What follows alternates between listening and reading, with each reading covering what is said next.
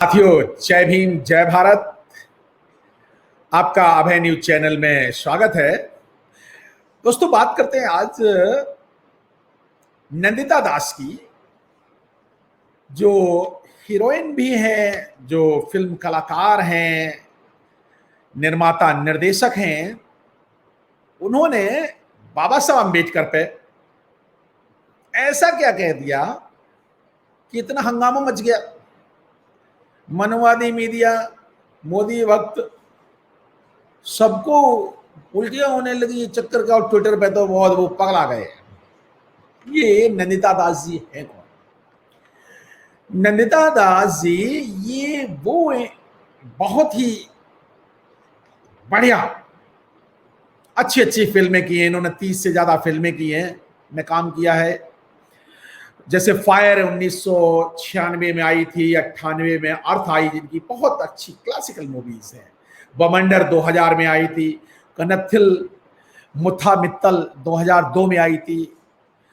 अझागी film और before the rains 2007 में बड़े शानदार अभिनय किए इन्होंने।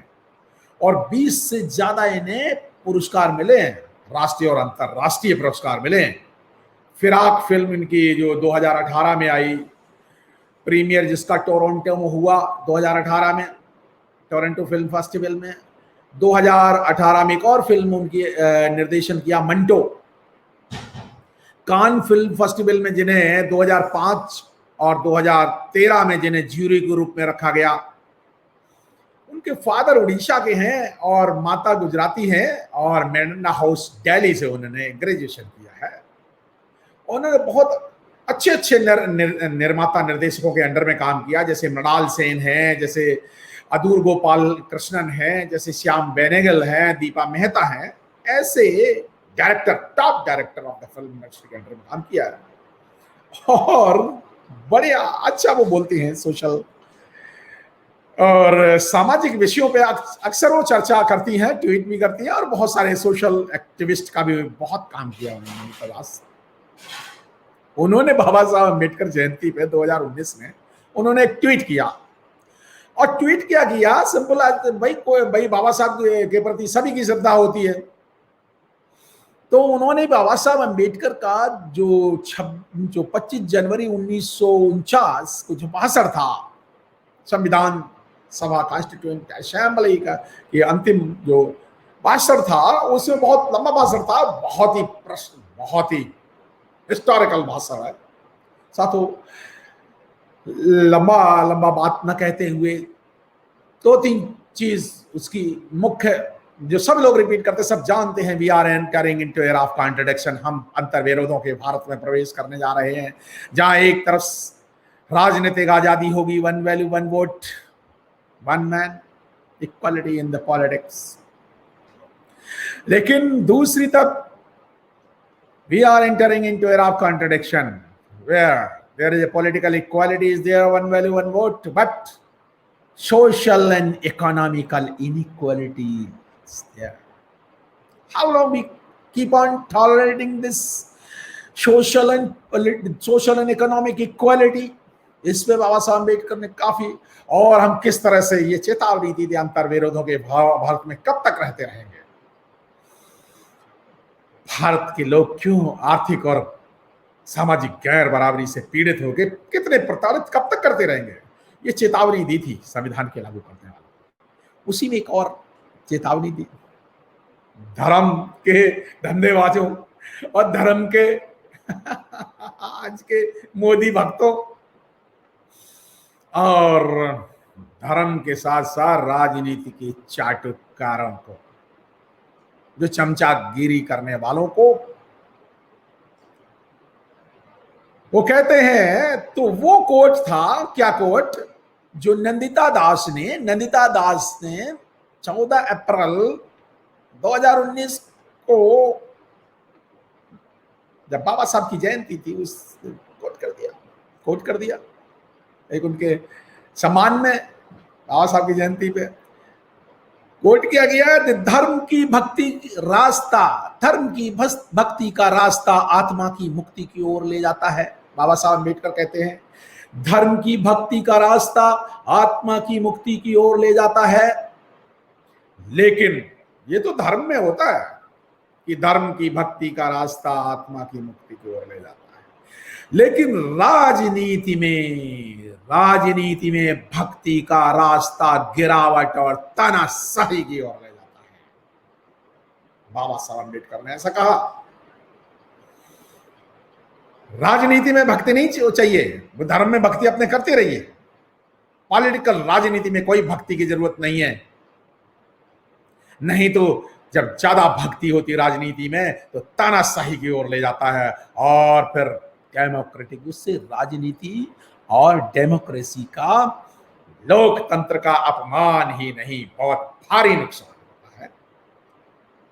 साथियों, ट्वीट कर दिया नंदिता दास ने, इसमें पगला गए पगला गए भाई साहब, ये हमारे भक्त लोग, धार्मिक धर्म के धंधेबाज पगला गए, लग गए ट्विटर पे पीछे। बहुत ट्रोल किया नंदिता दास को, सच कहने पर वो बोलती, अरे क्या करे, नंदिता दास ने ट्रोल किया कि एक तरफ कुआं है और एक तरफ खाई है कुआं और खाई, अब जानते हैं, एक तरफ बीजेपी है और एक तरफ कांग्रेस है। सच कहो सच पे तो आदमी रह ही नहीं सकता, या तो इधर खाई में गिरेगा या कुआं में गिरेगा, ऑप्शन कहाँ है भारत के लोगों के लिए। कभी राजनीति में बीजेपी, कभी कांग्रेस। अंधभक्त पगला गए, बड़ा ट्रोल किया नंदिता दास को साथियों, आज भी अंधभक्त पगला रहे हैं। अरे अंधभक्त और उनके सरदार तो बड़े भारी पगलाए हुए, अरे क्या हो रहा है, कैसा चल रहा है, कहते क्या, कमाल है, कपड़े से ज्यादा बिक गया कफन। हाकिम ये कह रहे हैं सब कुछ ठीक ठाक है,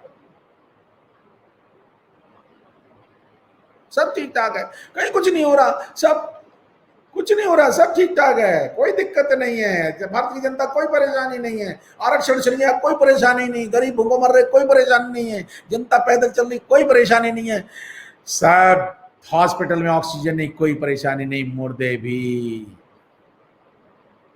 चलाने के लिए 10 घंटे लगा लाइन में लगे हुए, कोई परेशानी नहीं, लाइन में लगाया इस देश के हुक्मरानों ने। क्यों?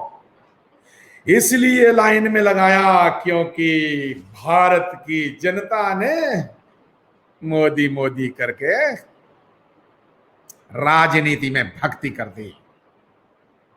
जीतेगा तो मोदी, ये क्या है भाई, व्हाट इज दिस? भारत की जनता जीतती है, भारत की जनता की वोट है, कैसे पता तुम्हें भाई? बात गलत है, बात ही गलत है। अरे भाई 2024 में जीतेंगी तो बहन जी है। क्यों जीतेंगे? इसलिए जीतेंगी कि बहन जी के कार्य हैं, बहन जी ने हॉस्पिटल बनाए और बहुत सारी चीजें, लेकिन आज का विषय ये नहीं है। तो साथियों, कहने को वो उस पर कभी और चर्चा करूंगा। साथियों, राजनीति में भक्ति है गिरावट और तानाशाही की ओर ले जाती है।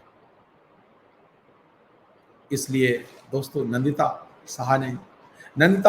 दास ने जब ट्वीट किया तो पीछे पड़ गई है, तो किसी के भी पीछे पड़ जाते हैं, बस ट्रोल आर्मी है, आईटी सेल है, किसी को भी अरे साहब करना लगे हुए हैं, वो सब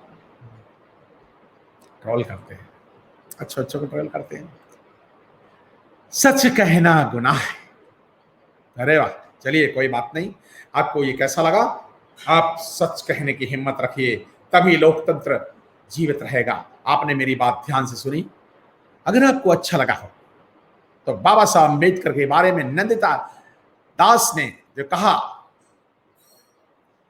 कि धर्म में भक्ति मुक्ति की ओर ले जाती है, बाबा साहब अम्बेडकर, कोटेशन फिर कहता हूं, धर्म में भक्ति मुक्ति का रास्ता हो सकती है, जरूरी नहीं है वो भी, लेकिन राजनीति में भक्ति का रास्ता गिरावट और तानाशाही की ओर ले जाता है, और वही गिरावट और तानाशाही का योग हम देख रहे हैं 2021 में। पूरा भारत त्राही त्राही कर रहा है, किसान त्राही त्राही कर रहे हैं, बेरोजगार नौजवान त्राही त्राही कर रहे हैं, भूखे नंगे लोग त्राही त्राही कर रहे हैं। जय भीम, जय भारत।